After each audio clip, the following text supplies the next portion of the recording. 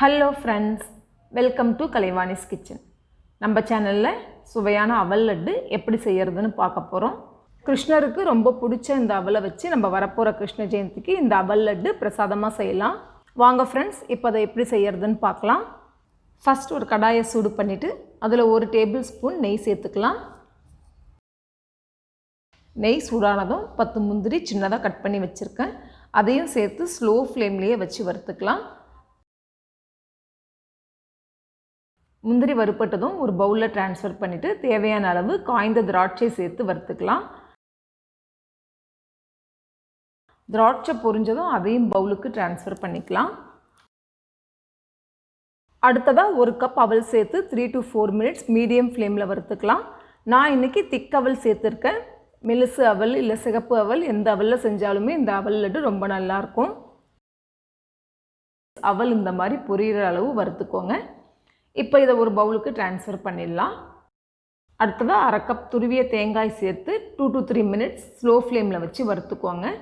தேங்காய் நல்லா ட்ரை ஆகுற அளவுக்கு வறுத்துக்கோங்க. அப்பதான் இந்த லட்டு நம்ம 2-3 நாள் வச்சிருந்து சாப்பிட்டா கூட நமக்கு லட்டு நல்லா இருக்கும்.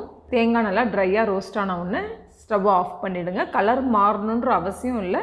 தேங்காயில இருக்க ஈரப்பதம் ட்ரை ஆனா போதும். இந்த தேங்காயும் அவ்வளோ நல்லா ஆறுனதுக்கு பிறகு ஒரு மிக்ஸி ஜாரில் சேர்த்து லேசா கொரன்னு இருக்கிற மாதிரி அரைச்சிக்கோங்க.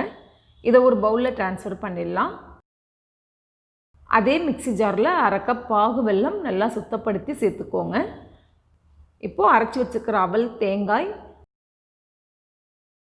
1 சிட்டிகை உப்பு, 1/2 டீஸ்பூன் ஏலக்காய் தூள் சேர்த்து 30 செகண்ட்ஸ் அரைச்சிக்கோங்க. இது ஜஸ்ட் நம்ம மிக்ஸ் பண்ணுறதுக்காக தான் அரைக்கிறோம். இப்போ இதை ஒரு பவுலில் ட்ரான்ஸ்ஃபர் பண்ணிவிட்டு வறுத்து வச்ச முந்திரி திராட்சையும் சேர்த்துக்கலாம். இதை நல்லா மிக்ஸ் பண்ணிக்கோங்க. பாகு வெல்லம் சேர்த்துருக்கிறதுனால நம்மளுக்கு இந்த லட்டு பிடிக்கிறது ரொம்ப ஈஸியாக இருக்கும். உதிரவும் உதிராது. ஈஸியாக லட்டுகளாக பிடிச்சிடலாம். நம்ம இதே மாதிரி எல்லா லட்டுகளையும் பிடிச்சிக்கலாம். இந்த அவல் லட்டு ஈவினிங் ஸ்நாக்காகவும் செய்யலாம்.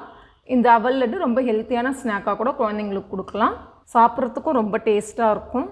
நம்மளோட அவல் லட்டு ரொம்ப அருமையாக ரெடி ஆகிடுச்சு. நீங்களும் ட்ரை பண்ணி பாருங்கள். ட்ரை பண்ணி பார்த்துட்டு உங்களோட ஃபீட்பேக் என் கூட ஷேர் பண்ணுங்கள். என்னோடய வீடியோவை லைக் பண்ணுங்கள், ஷேர் பண்ணுங்கள், சேனலை சப்ஸ்கிரைப் பண்ணுங்கள். மீண்டும் இன்னொரு இன்ட்ரெஸ்டிங் ரெசிபியோடு உங்களை சந்திக்கிறேன்.